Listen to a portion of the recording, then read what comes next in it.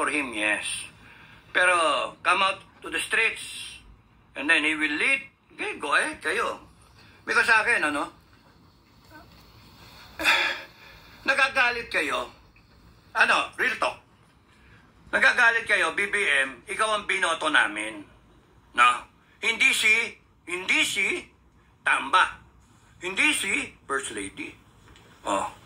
Nagagalit kayo sa ganun.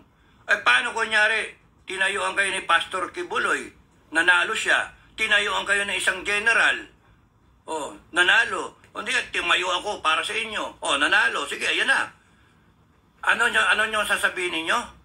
Hindi ikaw ang binoto namin. Si Sara ang binoto namin. Di ba? The same logic. No? Hindi si Maharlika. Hindi si Sas. Hindi si Banatbay. Hindi si Atty. Trix. Hindi si Roque. All the leaders that hindi nga si tutong isa na pinag-aawayan pa ninyo si Senator Amy. Pero ako I would like isingit ko na rin I will maintain that Amy is not credible to me because she's part of Senate now.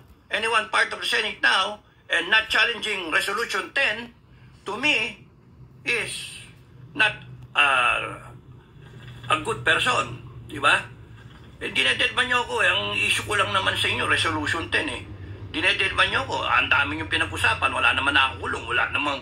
Ang ikukulong nyo si Kibuloy, si Pastor Kibuloy, not proven in court.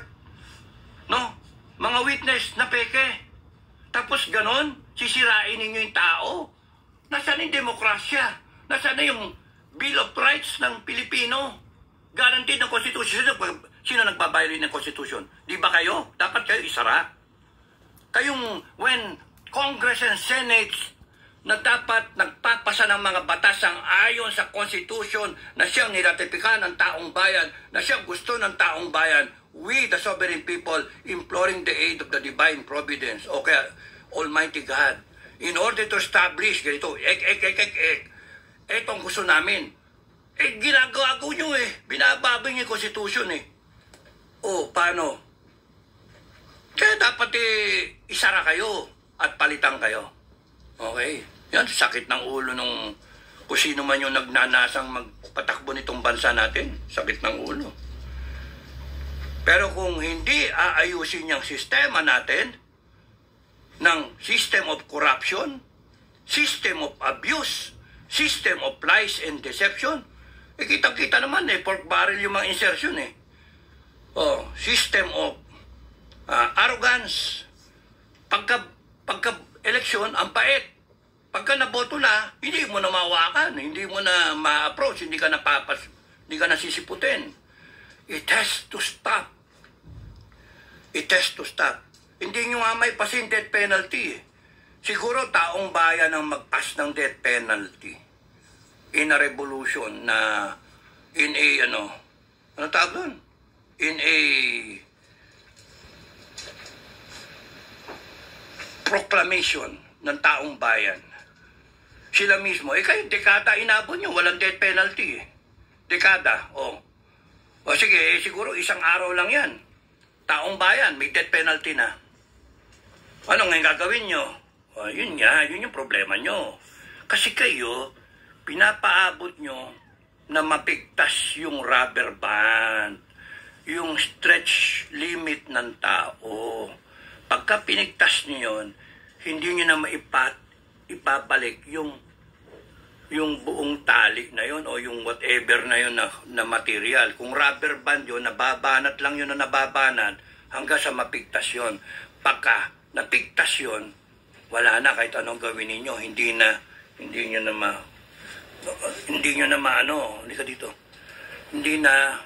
pwedeng ay balik yun. Tiwala ng tao. Ang problema nyo, sinisira nyo yung tiwala ng tao sa institusyon ninyo. Kaya, good luck sa inyo. Hindi ako may problema, kayo. Masasarang ang tindahan ninyo. Magkano ang ginagastos taon-taon para sa isang senator? Sa kanyang 6 na taon na term, magkano ginagastos sa buong Senado, magkano ginagastos sa buong Congress, sa isang congressman sa 3 taon niya na gustong tapusin yung 3 term. Magkano yung mga insertions, magkano yung mga travel allowance, etc. Magkano yung ginagastos ninyo ngayon? Kaya ang thinking ng tao pagka sinara kayo, ang laki ng tipid sa taxes ng tao at magagamit elsewhere. Do you think the armed forces will not the armed forces will fight that idea ng tao? I don't know. Ewan ko. Tanungin niyo armed forces. Kasi ang ano nga dyan babawasan niyo yung pensyon ng mga retired, 10 bilyon, tapos ipapasa niyo kung saan. Kanino ba galing yung balita na yon? Nakakainis naman, mga ganon. Good luck sa inyo, ha? Good luck. Napangga ng aso. So, hanggang doon na lang ako. Marami na ako sinabi na naman. So, February 21, from Cagayan Valley, I went down.